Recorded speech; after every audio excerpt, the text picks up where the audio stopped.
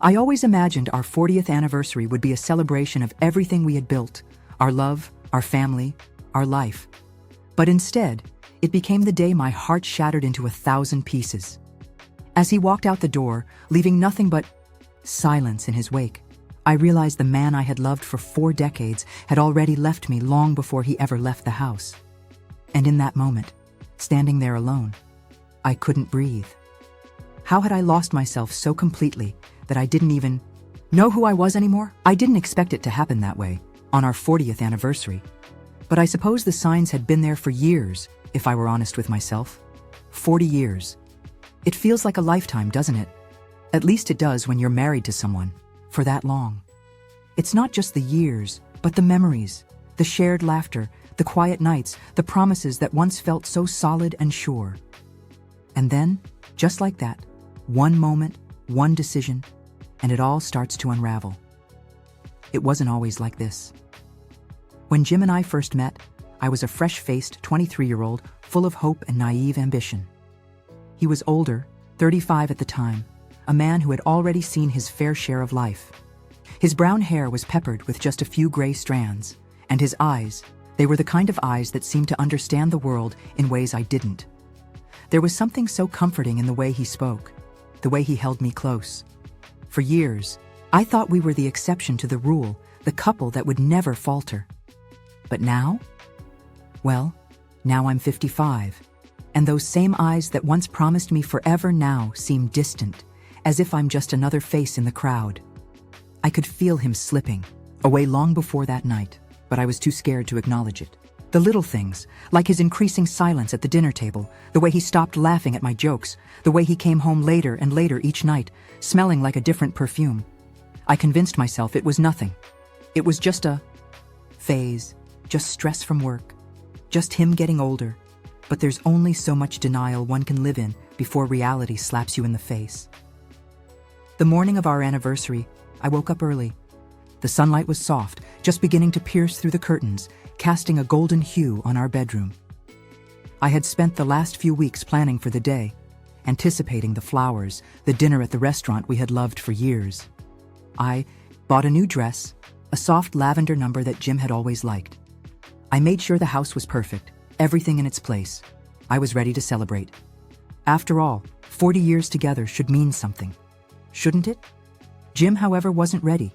I could feel it in the air, thick and suffocating, the silence that filled the space between us as I set the table for breakfast. I tried to make light conversation, tried to get him to smile, but he just looked at me, his face impassive, like he was 1,000 miles away. "Good morning," I said softly, my voice unsure, but I tried to make it sound bright. "Morning," he mumbled, barely glancing at me. I knew then. Something wasn't right, but I pushed it away. Maybe it was the stress of the anniversary, the pressure to make it perfect. I didn't know what it was, but I told myself I was just overthinking it. He barely touched his breakfast, and I watched as he shuffled through his phone, scrolling absently through emails or whatever distractions he could find. I wanted to scream at him, ask him what was going on, but I didn't. Instead, I held on to the illusion that we were okay, that this was just a passing moment. I had no idea how wrong I was. By noon, Jim had packed a bag and was on his way out, the door. I thought maybe he was going for a walk or stepping out for a quick errand. But when he said, "I'm going away for a while," the words hit me like a freight train. My heart pounded in my chest, and for a moment, I couldn't breathe. "Jim?" I asked, my voice trembling now. "What do you mean? Where are you going?" His face was cold, unreadable. I need some space." The room seemed to shrink around me. "Space? On our anniversary? Space? On our anniversary?" I whispered, my voice barely audible. "Is this how we're ending, Jim?" But he didn't answer. He just grabbed his keys and walked out. And in that moment, I felt the ground shift beneath my feet. He was leaving. For real. I don't know how long I stood there, staring at the door after he had gone. The tears came then, hot and uncontrollable. I sank down onto the couch, my body shaking, and for the first time in years, I felt utterly, completely alone.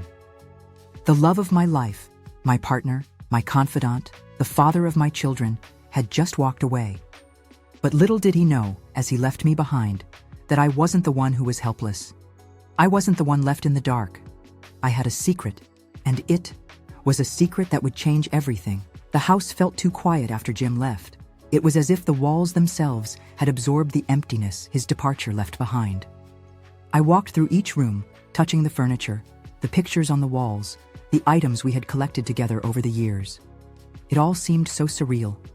How could a relationship that had survived so much, so many years, so many ups and downs, simply fall apart like that? How could he just leave? The anniversary was supposed to be our moment of reflection, a celebration of the life we had built. Instead, it felt like a cruel joke. I stood there in the living room, staring at the bouquet of lilies I had bought for the occasion, still sitting on the coffee table, wilting. The thought of those flowers, delicate and fragile, seemed to mirror my own heart in that moment. But as I gazed out the window, my mind wasn't focused on Jim or the sudden void he left. It was focused on something else, a secret I'd been carrying for years, a secret that had been tucked away, buried under years of routine and silence. A secret that I hadn't shared with Jim because I never thought I needed to. I thought, like many things in life, it was something that could wait. But now, in the quiet aftermath of his departure, that secret seemed louder than ever. It gnawed at me, clawing to be acknowledged. I owned a beach house. Not just any beach house, but one that had been in my family for generations. It was the last gift my father had given me before he passed away, a legacy that I had promised him I would preserve. For years, Jim had no idea about it. He didn't know about the house, the property, the land that was now mine, entirely mine. It was tucked away in a secluded cove, a place I had gone to when I needed space or to reflect. Jim had never been interested in it. At first, I thought he was just busy with work. Then later, I thought maybe it was because he didn't want to intrude on what had been my father's. But the truth was, Jim never asked. He never even cared to know. I never told him. It wasn't out of malice. It was just that, well, it wasn't something I thought we needed to share. It was mine, a place where I could be alone, a place where I could think without the pressure of everyday life. It was a place I never wanted to burden him with. But now, with him gone, I realized something. I didn't need his permission or approval to keep it. I didn't need anyone's approval. The beach house was mine, and in that moment, it was the one thing I had left that was completely, unmistakably mine. I ran my fingers along the edge of the coffee table, my mind spinning. It's funny how something so simple, so small, could feel so monumental. Jim had been running to that house, my house, believing he could escape everything, including me. But what he didn't know was that I had already been prepared for this moment. I hadn't known when it would happen, but I had always known that this day could come. For all those years, he had been the one with the secrets, the one with the affairs, the one whose lies I had tried to ignore. But now, in this silence, I realized the one secret I had kept had the power to change everything. I stood by the window for what felt like hours, watching the world outside go on, unaffected by the storm raging inside me. I could almost hear the sound of the waves crashing against the shore of that beach house, beckoning me. That's when it hit me. I wasn't the victim here, even if it felt that way. I wasn't the one left behind, abandoned. Jim thought he had the power to walk away, but what he didn't understand was that I had my own escape. He could run to the beach house, but I could be there too. I had every right to be there, to reclaim what was mine, to show him that his leaving didn't define me. I wasn't going to let his betrayal take away the one thing that gave me peace. The thought of the beach house, of the freedom it represented, brought a sense of clarity. I had lived my life in the shadows of his actions for too long, but now I would no longer be invisible. I had spent the past 40 years thinking of us as a team, but in reality, I had been on my own for much longer. It was time to stop pretending, time to stop holding on to a relationship that had already crumbled. I wasn't going to chase him. I wasn't going to beg him to come back. No, I was going to reclaim my life. And it started with the beach house. I walked into the kitchen, grabbed my phone, and dialed a number I hadn't called in months. Hello? The voice on the other end was familiar, but it felt strange now. "Hi," I said, taking a deep breath. "It's me. I need you to prepare the house. I'm coming." The drive to the beach house took longer than I expected, but I didn't mind. For once, the time alone gave me a chance to think, to process what had happened, and to realize that my life was changing. Jim's sudden departure had been a shock, but as the miles rolled by, I could feel the knot in my chest loosening. There was a strange sense of liberation that came with the silence, with being away from the house that had been the backdrop of our life together. I had always loved that drive. The stretch of highway that led to the coast had become a kind of ritual for me, even though I rarely made the trip. The familiar scent of salt in the air, the rugged cliffs on one side, and the endless horizon on the other, it all spoke to a part of me that had been hidden for too long. It was as if the world opened up when I was on that road, offering me the freedom I had never quite dared to claim. When I finally pulled into the long gravel driveway of the beach house, it felt like stepping into another world. The sound of the waves crashing on the shore seemed to greet me, the sea breeze tousling my hair, the quiet embrace of the place wrapping around me. I hadn't been here in months, but it felt like home. It always had. The house was simple, not grand, but it was perfect. Whitewashed wood, wide windows that let in the sunlight, and a porch that overlooked the ocean. I had spent so many hours here over the years, both alone and with my family. This was where I had found peace when the noise of the world became too much. This was where I had sought solace in the aftermath of Jim's lies, in the quiet moments, when I needed to remember who I was, apart from the roles I had played as wife, mother, and caretaker. I parked the car and got out, my feet sinking into the sand as I made my way toward the door. For a moment, I hesitated. I could hear Jim's voice in my head, telling me that this place wasn't meant for me alone, that it was our retreat, our escape. But those thoughts quickly faded. This house was mine. And it wasn't just the house. It was the space, the freedom, the control over my own life. It was time to reclaim it, time to stop letting the world dictate who I should be. I opened the door, the familiar creak of the old wood greeting me like an old friend. Inside, everything was just as I had left it, comfortably, cluttered, but with a sense of order. There were little touches that made it feel like home, like the faded throw pillows on the couch, or the small bookshelf that held the collection of novels I had always meant to read, but never did. The smell of salt water and cedar filled the air, and for the first time in days, I felt a sense of calm settle over me. I dropped my bag on the floor and walked toward the windows, pulling back the heavy curtains to reveal the view. The ocean stretched out before me, vast and endless, and for a brief moment, I felt like I could breathe again. This place, this land, had been a part of me long before Jim had ever come into my life, and it would continue to be long after he was gone. It was mine to keep, mine to cherish. I needed this. I needed to be alone, to figure out what came next. What had happened with Jim? What was I supposed to do with the wreckage of our marriage? I couldn't answer those questions yet, but I knew one thing for sure: I wasn't going to let him destroy me. I wasn't going to let his betrayal define my future. I had spent so many years living in his shadow, accepting his excuses and ignoring the cracks in our relationship. But now, I saw clearly. The truth was, we had both been living in a lie, and I had been the one too scared to face it. I had been the one too wrapped up in the idea of marriage, of loyalty, to see that we had grown apart long ago. The beach house had always been my refuge, but now it felt like my fortress, a place where I could heal, where I could rebuild. I had spent too many years putting others before myself, and now I was finally going to put me first. As the sun began to set, painting the sky with hues of orange and pink, I stepped outside onto the porch. The wind tugged at my hair, and I closed my eyes, letting the cool air fill my lungs. For the first time in what felt like forever, I didn't feel alone. I felt free.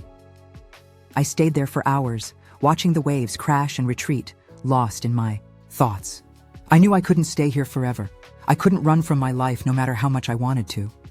But for now, this moment was mine. And as the darkness began to fall, I realized something. Jim had left me, but I had never truly left myself. I had been waiting for permission to be whole again, and now I was giving it to myself. No more waiting. No more excuses. Tomorrow would bring more questions, more decisions, more pain. But tonight, I was whole. Tonight, I was free. The night passed slowly. The house was quiet, save for the rhythmic crash of the waves against the shore.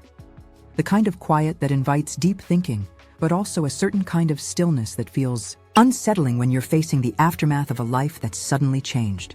The air was crisp, and with each breath, I could feel the weight of my thoughts pressing in, pushing me to confront everything I had been avoiding. I couldn't stop replaying the day over and over in my mind, trying to make sense of it. Jim's words had been simple, almost too simple. I need space. What did that even mean? Was it a temporary retreat? Was he really leaving me for good? I couldn't ask him. He was gone, and he hadn't given me the opportunity to make him stay. To even fight for him, I could have called him, begged him to come back. I could have cried, told him how much I needed him, reminded him of the years we'd spent together, the family we'd built. But something in me knew it would be useless. I wasn't going to beg. I couldn't. Not anymore. The more I thought about it, the more I realized that perhaps this was the break I had been waiting for. It wasn't that I was ready for this kind of end, but there was a strange clarity in the fact that it was finally here. I had spent so many years running in circles, pretending to be happy in a marriage that had grown distant, hollow. Jim wasn't the man I had married all those years ago. He wasn't even close. He had become a stranger to me, someone I didn't recognize. And the truth was, I had let him become that stranger. I had allowed myself to slip into the role of dutiful wife for too long. I had overlooked my own needs and desires, convinced myself that as long as he was happy, I would be too. I ignored the signs, made excuses for him, because I thought that's what you do when you love someone. You compromise, you sacrifice. But now, in the quiet of the beach house, I realized something else. Love shouldn't feel like a sacrifice. It shouldn't feel like an obligation. I had given so much of myself to Jim. And for what? For him to walk out the door on our 40th anniversary without a second thought? The pain that came with his departure was sharp and sudden, but I could feel the numbness creeping in too. And the numbness, I realized, was a kind of protection. I wasn't going to let myself fall apart. I couldn't. I had to be strong. I had been strong for so long, hiding the hurt, pretending everything was fine, even when I knew it wasn't. But now, I was done with pretending. I spent the next few hours doing nothing. I walked around the house, opened every window to let the sea breeze in, and eventually found myself sitting on the porch again, staring at the horizon. There was something soothing about the waves. It was almost as if they too understood the agony of change. They came and went endlessly, never staying the same. It made me think about my own life, how I had been stuck, how Jim and I had become two separate people, moving through life on parallel paths. But the waves, they always came back. They never abandoned the shore. And that thought gave me a strange sense of hope. Maybe I too would return to myself. Maybe, just maybe, this was the start of something new. By morning, I had made a decision. I wasn't going to spend the day wallowing in self-pity. I wasn't going to let Jim's absence define me. I had my own life to live. I would take this time to rebuild, to rediscover who I was outside of being someone's wife. The day was bright. The sky a clear blue, and the air was warm with the promise of summer.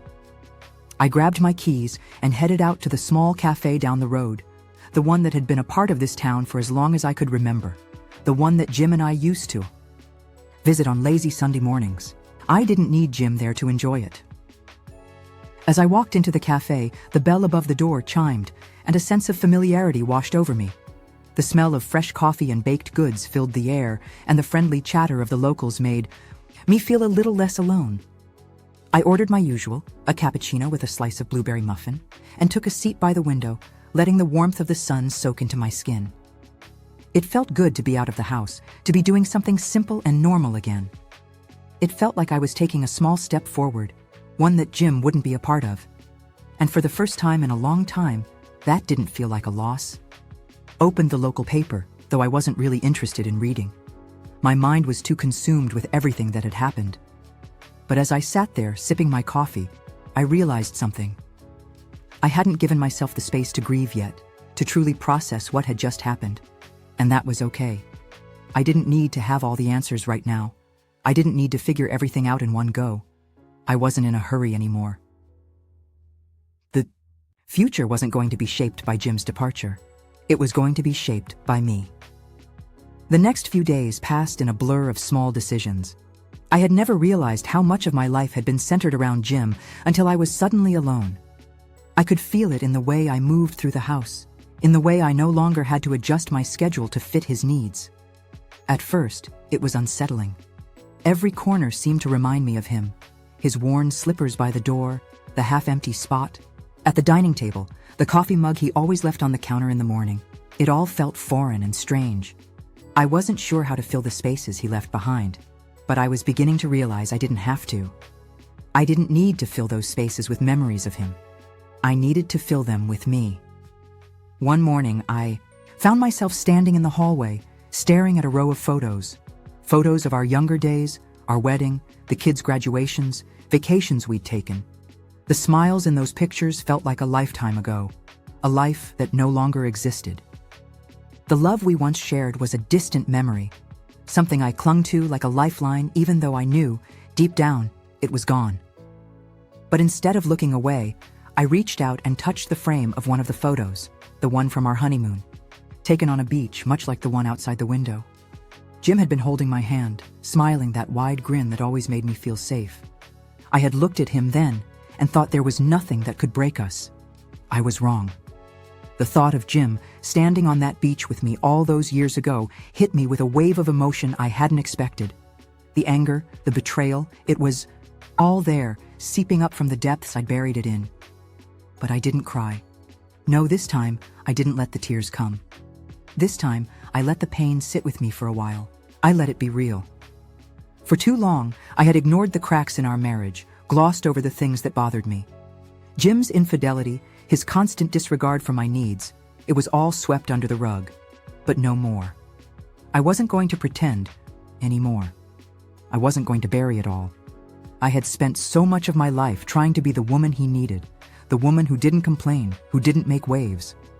But in doing so, I had lost sight of who I was. Standing in that hallway, I finally made a decision. I wasn't going to be the same person anymore. The woman who had let things slide, who had kept quiet, who had put everyone else's needs before hers. That woman no longer existed. I would no longer be afraid to speak my mind, to claim my space in the world. The beach house was my first step in that direction. I had told myself it was a refuge, a place to retreat to, but now it felt more like a beginning, a new chapter. This place wasn't just a piece of land by the ocean. It was a symbol of my independence, my strength. It was mine, and I wasn't going to let it go just because Jim had once tried to make it our place. The truth was, I didn't need Jim anymore. I hadn't needed him for a long time. The realization settled over me, heavy and comforting, at the same time. I could feel the weight of the years we had spent together, but it didn't suffocate me. It didn't drown me. I was ready to walk away from all of it.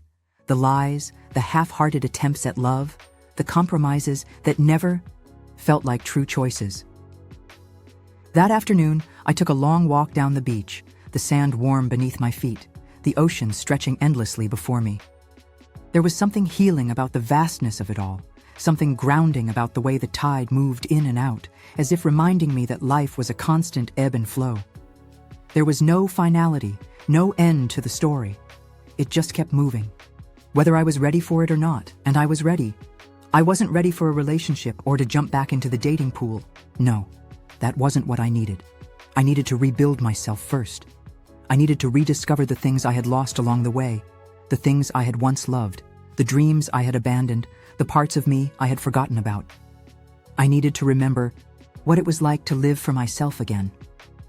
I spent hours on the beach that day, walking along the shore, collecting seashells, and watching the gulls dive for fish. It felt good to be alone, to be at peace. But something else started to happen too. As I walked back to the house, the thought of Jim didn't fill me with sadness or anger, but something far more freeing: indifference. He wasn't my responsibility anymore. He had made his choice, and now it was my turn to make mine. That night, I sat on the porch with a glass of wine, The stars scattered across the sky like tiny diamonds. The waves whispered against the shore, a soft lullaby. And I realized how much I had longed for this kind of peace, this kind of stillness in my life. I had thought Jim's departure would break me. I had expected to feel lost, confused, desperate, but instead I felt something else. I felt whole in a way I hadn't felt in years. Tomorrow, I would begin to sort through the mess Jim had left behind, both physically and emotionally. But for tonight, I wasn't going to think about that. Tonight, I was going to enjoy my own company. And for the first time in a long time, that didn't feel lonely. The following days felt like a delicate balance of sorting through the wreckage. Jim had left behind, and reclaiming the life I had almost forgotten was mine to live. I had no idea how to navigate this newfound freedom, but I was determined to take it step by step. The house, both a sanctuary and a reminder of everything that had fallen apart, became a place of reflection. Every corner seemed to carry memories, some bittersweet, others painful. I found myself in the kitchen one morning, staring at the empty coffee mug that used to sit beside Jim's every day. The silence was overwhelming. For 40 years, this had been my life, this routine, these shared spaces, and now it was just me, alone. I didn't mind being alone in the house, not really. But there was a weight to solitude that I hadn't anticipated. It was in the small things, the absence of footsteps on the stairs, the quiet that echoed through rooms that had once been filled with laughter, the emptiness that lingered in the air. I never thought I'd miss the sound of Jim's voice, the way he'd complain about the thermostat being too high, or how he liked to leave his clothes scattered around the house. But I did. In some strange, inexplicable way, I missed it. Or, maybe, it was the idea of him, the life we had built together, that I missed. It was easier to be angry at him. That was simple. But grief was complicated. It was messy and unpredictable, like trying to catch the wind in your hands. Sometimes I was angry. Sometimes I was sad. And sometimes I was just empty. I found myself wandering through the house, my fingers trailing along the familiar objects, things that once represented our life, our partnership. The silver-framed photo on the mantel, the worn couch where we used to sit together, the old bookshelf that held the books we had both meant to read but never did. Each of them was a piece of a life I was now unsure of, a life that felt both lost and ready to be rebuilt. One afternoon, I found myself in the attic. It was a place I hadn't visited in years, not since we'd moved in. The old wooden steps creaked beneath my feet as I made my way up. Dust filled the air, and I could smell the mustiness of forgotten years. Boxes upon boxes were stacked high, some labeled in faded marker, others unmarked and forgotten. It was a graveyard of our past, a place where memories went to be tucked away and ignored. I opened the first box I came across, and inside there were old trinkets, souvenirs from vacations we had taken when the kids were younger. There were seashells from a trip to Florida, a beach towel with a worn-out logo from a cruise we'd gone on, and a collection of postcards from various cities. I paused on one of the postcards, one from Paris, a trip Jim and I had taken before the kids were born. It was an old photo, black and white, of the Eiffel Tower, and I could see his handwriting on the back. I love you more than I ever thought. Possible. Can't wait to spend forever with you. I stared at the words, feeling a lump form in my throat. Those words had once meant something. They had once been my truth. And now, they felt like lies. I closed the box, not wanting to linger on those memories any longer. The past was the past, and there was no changing it. I had to keep moving forward, even if it was painful.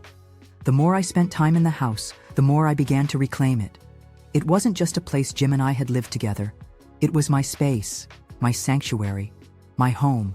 I could do with it whatever I wanted. I could change the way the furniture was arranged, paint the walls the colors I liked, play my own music without anyone complaining. The thought of making it truly mine, of transforming it into a space where I could be myself again, was liberating. By the end of the week, I had hired a contractor to fix a few things, replace the broken tiles in the kitchen, fix the leaky faucet in the bathroom, and repaint the living room. I wanted it to feel fresh, like a new chapter was beginning here, a place for me to heal and grow. There was something about physical change, about altering the space around me, that gave me a sense of control. It was a small but powerful reminder that I was the one steering the ship now.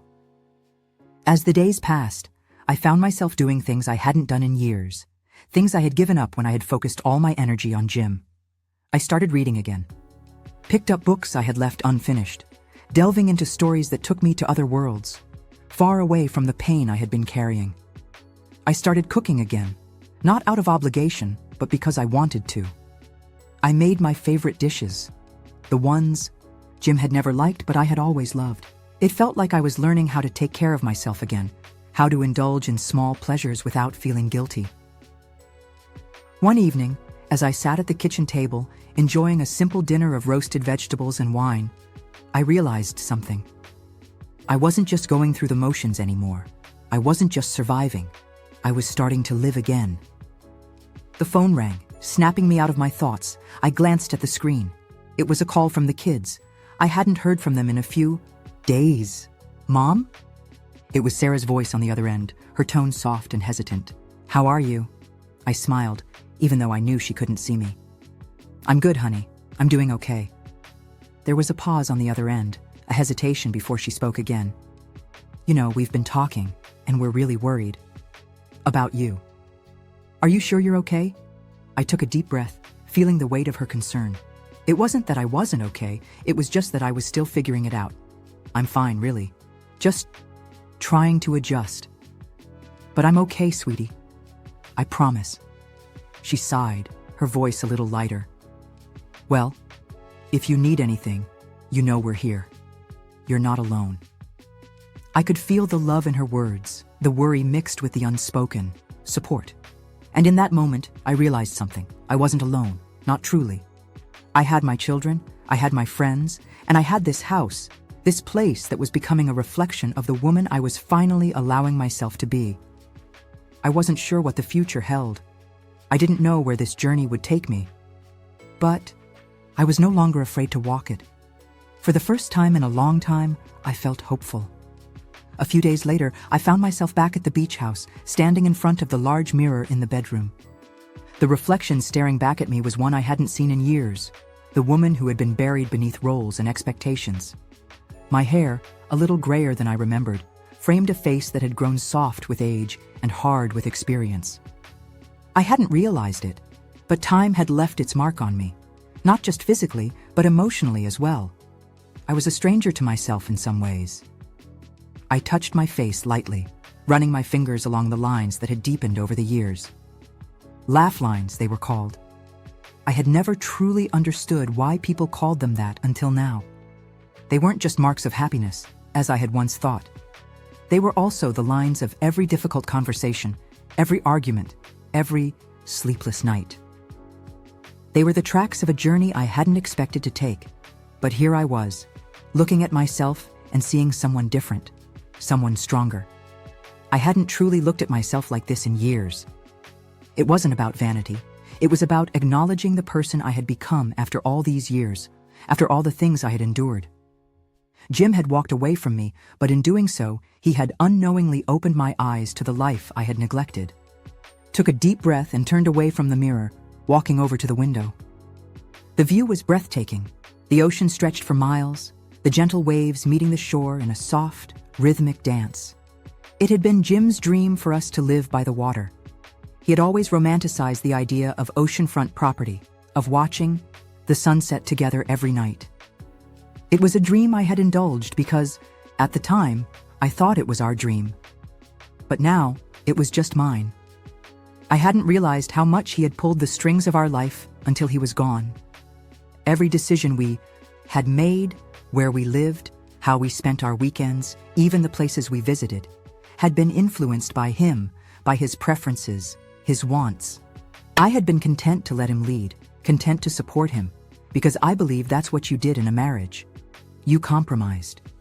But somewhere along the way, I had lost my own voice. And now, it felt like I was finally waking up. I stepped out onto the porch, taking a seat in the rocking chair that had been my father's. It creaked softly beneath me, the wood warm from the midday sun. The breeze was gentle, carrying with it the scent of salt and sand. For a moment, I closed my eyes and let the world settle around me. The past few days had been a whirlwind of emotions. First, the shock of Jim leaving, then the quiet realization that he wasn't coming back. The house was full of memories of him, both good and bad, but I wasn't going to let that define me. It was time to start creating new memories. I was no longer going to be shackled by the life we had built together. I was going to build my own life now, one where I had control over the narrative. The house, this place, was mine. My father's legacy was mine. I wasn't going to give it up just because Jim had abandoned me. No. This was where I would find myself again. It wasn't going to be easy. I knew that. But I also knew it was necessary. As the sun began to dip below the horizon, casting a golden glow across the water, I felt a sense of peace settle over me. The future was uncertain, but for the first time in a long time, I felt a sense of possibility. The 4 weeks that followed felt like a slow and steady exhale. The weight of Jim's departure had begun to lift, replaced by something I had long forgotten, the feeling of breathing freely. I hadn't expected the healing to come so gradually, so quietly. I thought I would crumble in the aftermath, that I would be consumed by the pain, the anger, the sense of betrayal. But instead, I found myself simply existing, not constantly fighting to keep my head above water, but floating. It was a strange, peaceful kind of numbness. I spent my days working on the house, painting the walls, rearranging the furniture, filling the space with my own presence. It felt like reclaiming territory that had once been shared, like taking back pieces of myself that had been lost in the shuffle of marriage. The once distant rooms began to feel like home again, filled with my own energy. The quiet, too, had become a companion. I had always feared silence, feared being alone with my own thoughts. But now, I found comfort in it. I began to read again, diving into books that had long been pushed aside. I started cooking my favorite meals, dishes that had always been just for me, dishes I had abandoned when Jim had developed his own preferences. I didn't have to share them anymore, and there was something satisfying in that. For once, my needs came first. For once, my happiness was my own to nurture. The phone calls with the kids became more frequent. They checked in on me, made sure I was okay, but they also understood the need for space.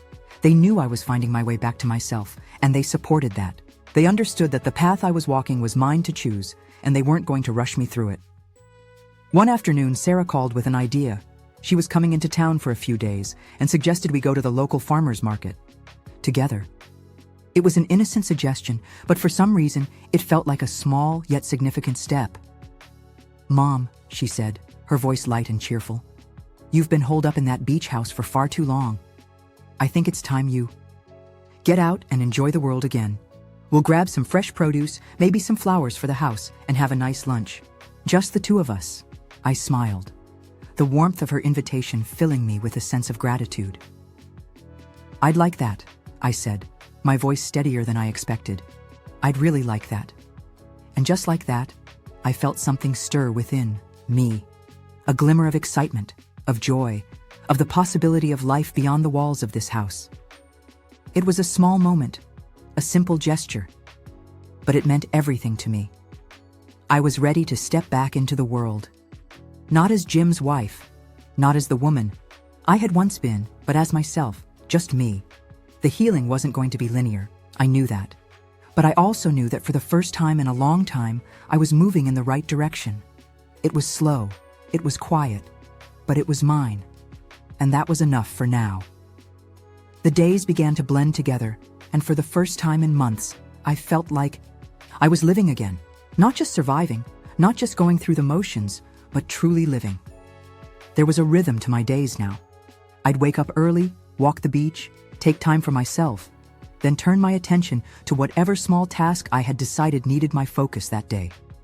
Whether it was cleaning, painting, or organizing, I had a sense of purpose. It was quiet, simple, but it was mine. I spent a good part of the week going through the small things Jim had left behind. His clothes, the half-empty drawers, the closet that once held his suits, his shoes, his everything. At first it felt like a chore, an act of facing the reality that he wasn't coming back. But as the days passed, I found a strange sense of peace in it. I wasn't angry anymore. I wasn't consumed by the pain of his departure. I was just tidying up. I couldn't say when the anger had faded.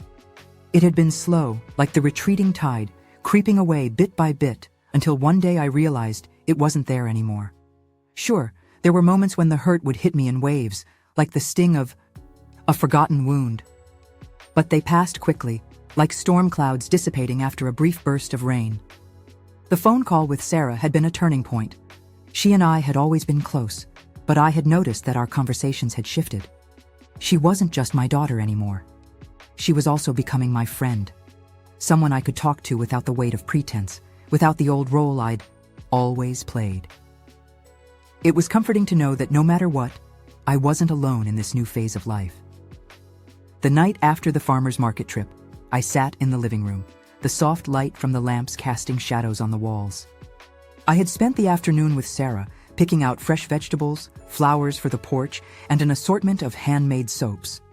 It was nothing extravagant, but it felt like an indulgence. We sat on the porch afterward, sipping iced tea, laughing about the small things. For a long time, I had forgotten how important it was to laugh, how simple it was to connect with someone in the most basic way. Jim had been so distant, so preoccupied with his own struggles, that I had gotten used to being the one to keep the conversation going, the one to make sure everything was okay. Now, though, it was different. I was beginning to rediscover the small joys of life, the ones that had always been there, hidden beneath the heaviness of our routine. Sarah had a way of bringing that out in me, of reminding me that it was okay to smile again, to enjoy the simple things. As I sat there, watching the sun dip below the horizon, I realized that my life didn't have to be defined by Jim's absence. It didn't have to be defined by the failure of my marriage. It could be defined by me, by my choices, by my own strength. The phone rang in the middle of the afternoon, interrupting the peaceful silence of the house. I glanced at the screen and saw his name, Jim. My heart gave an involuntary lurch, a familiar reaction I hadn't expected to feel. It had been nearly a month since he'd left, and I had avoided any contact with him. The idea of speaking to him felt like reopening a wound I wasn't sure I was ready to confront. But I answered anyway. Hello? My voice was steady, though my pulse quickened at the sound of his voice on the other end. Hey, Jim said, his voice sounding unsure, tentative. It's me. I wanted to check in. Are you okay? I hesitated. What did he want? Why was he calling? After all these weeks of silence, what could he possibly have to say? The anger I thought I had buried rose up again, sharp and sudden. But I swallowed it down. I'm fine, I said, trying to keep my voice even. I'm doing well, actually. Things are okay. There was a long pause. I could almost hear the thoughts running through his mind. He had always been good at reading me, at sensing my emotions even when I tried to hide them. I've been thinking a lot, he said, his voice quieter now. I didn't handle things well, and I regret how I left. I took a deep breath, trying not to let the emotion I'd been hiding come to the surface. Regret? You're telling me you regret leaving me on our 40th anniversary? After everything? His words hung in the air, heavy and uncertain. I know, he said softly. I've messed up. I've hurt you, and I don't know if you'll ever forgive me for that. I don't expect you to, but I just wanted you to know that I'm sorry. I closed my eyes for a moment, feeling the wave of emotion hit me once more. Part of me wanted to yell at him, to tell him how much he had broken me, how much his absence had wounded me.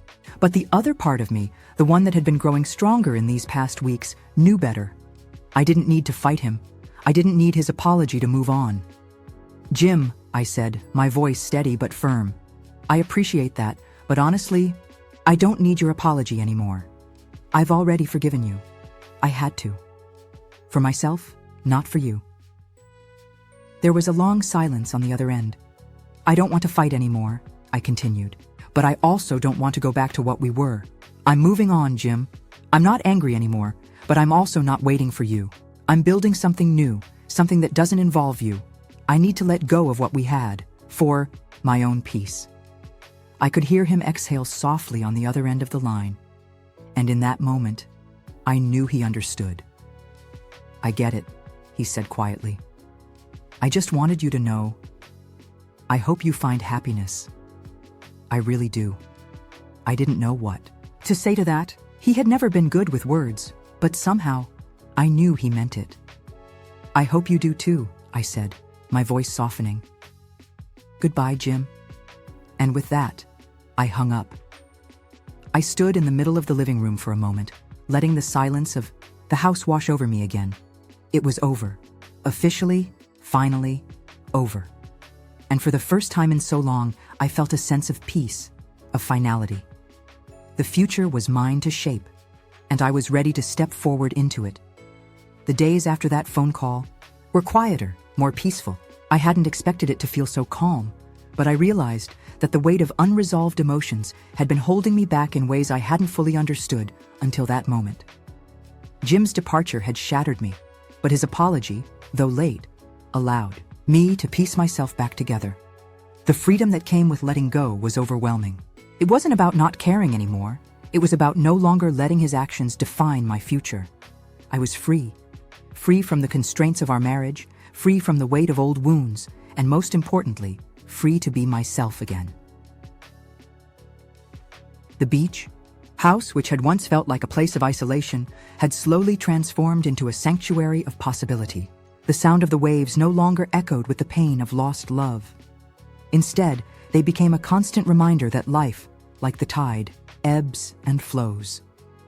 There would be rough waters and calm days, but it was all part of the rhythm.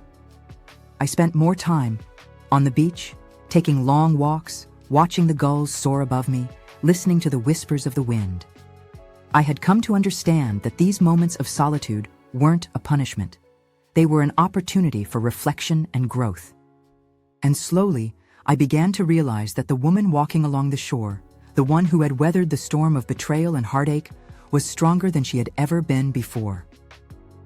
One morning, I decided to leave the house. It was time for a change of scenery. I had grown accustomed to the sound of the ocean and the feel of the sand beneath my feet, but I needed something else, a sense of connection to the world outside this small coastal town. I hadn't ventured far from the beach house since Jim left, but today I felt ready to go beyond the familiar. I drove into the nearby town, a place I had visited many times over the years, but never truly explored.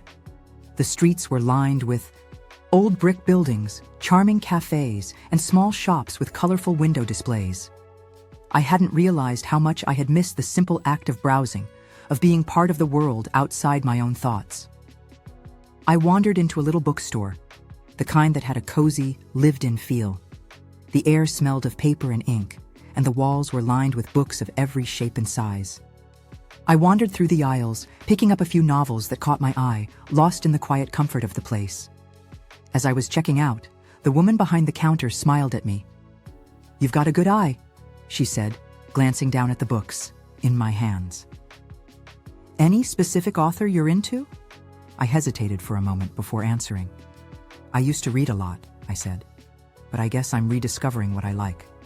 She smiled knowingly. "That's a good feeling, isn't it? Finding something again that you thought was lost." I nodded. "Yes, it really is." We exchanged a few more pleasantries before I left the bookstore, a bag of new books in hand. For the first time in a long time, I felt like I was doing something for me. No one else, just me. And it felt right. In the weeks that followed, I continued to carve out a life that was my own. The simple acts of walking the beach, cooking meals for myself, and spending time with my children became more than just routines. They were affirmations of my independence. The beach house became my anchor. I had painted the walls a soft sea, green, the color of the ocean in the early morning light. It felt calming, fresh, and reminded me of the peace I was finding within myself. I rearranged the furniture, placed a few personal touches throughout, and filled the house with the kind of things that made me smile. Photographs of my children, fresh flowers on the table, a collection of seashells I had gathered during my walks. It wasn't perfect, but it was mine, and that was enough. One evening, I decided to invite Sarah over.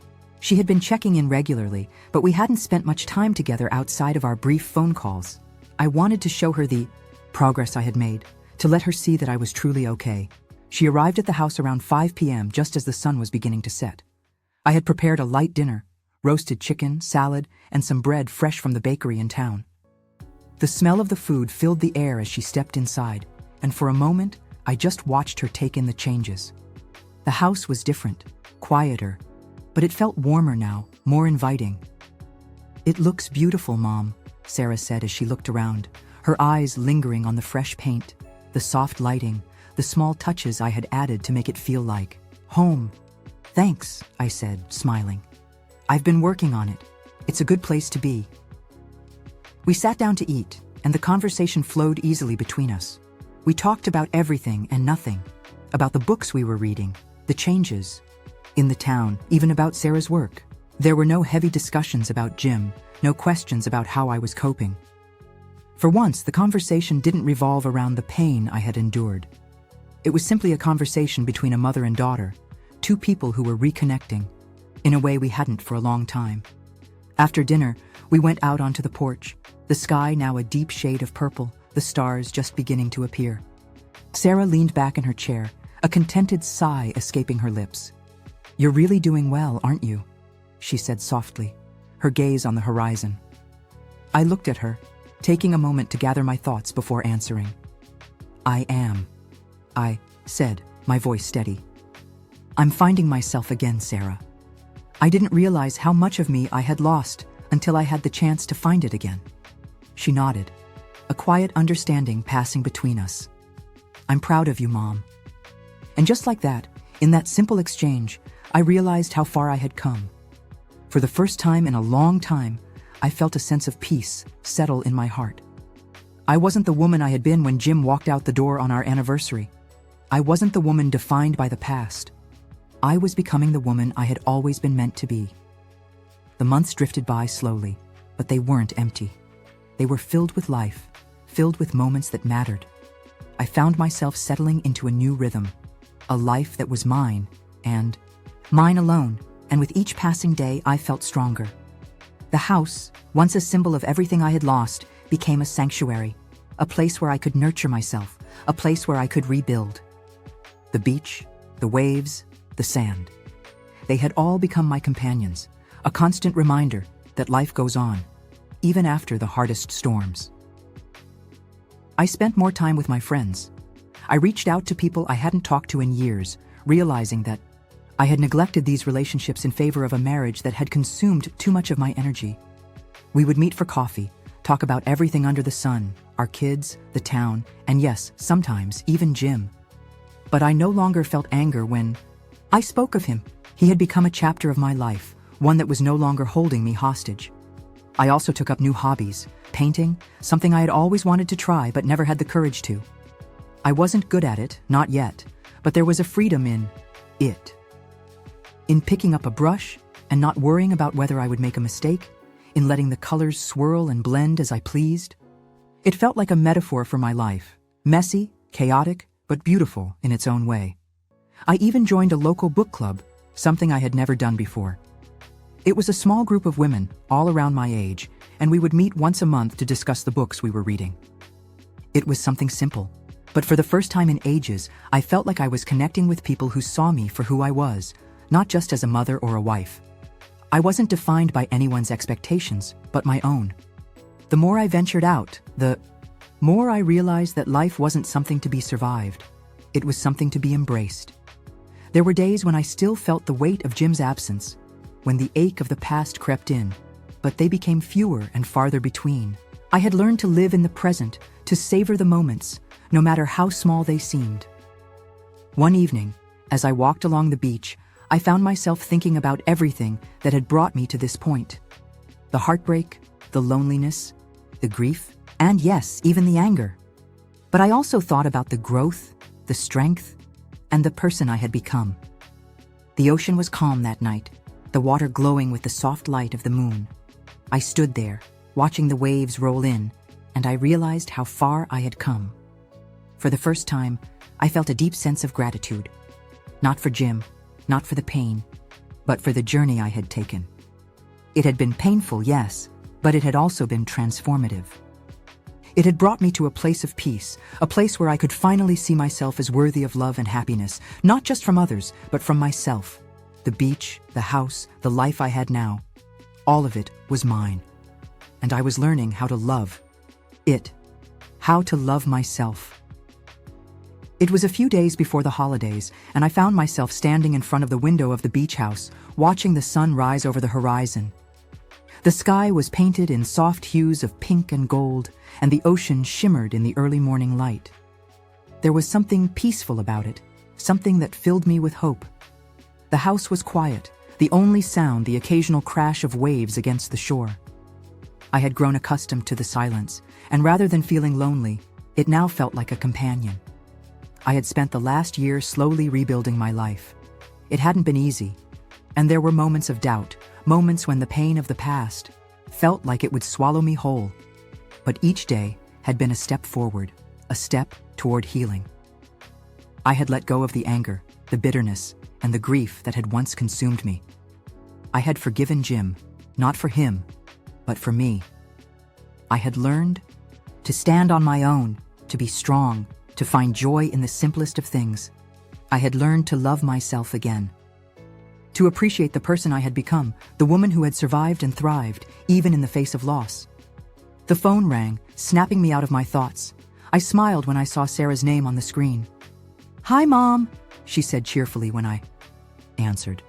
"I was thinking maybe we could have a family dinner for Christmas this year. I know it's been a tough year, but it could be nice to be together." I smiled, the warmth of her voice filling me with love. "That sounds perfect, honey," I said. "I'd love that." And for the first time in years, I didn't feel a sense of dread at the thought of the holidays. Instead, I felt excited, grateful. I was no longer defined by the absence of Jim. I wasn't defined by the loss or the hurt. I was defined by the strength I had found within myself, by the new life I had built. The future was still uncertain, but that was okay. I didn't need to have all the answers. All I knew was that I had found my way back to happiness. I had found my way back to myself. As I looked out over the horizon, watching the sun rise higher in the sky, I felt a deep sense of peace settle over me. It wasn't the end of the journey. It was the beginning. And for the first time in years, I was ready to face whatever came next.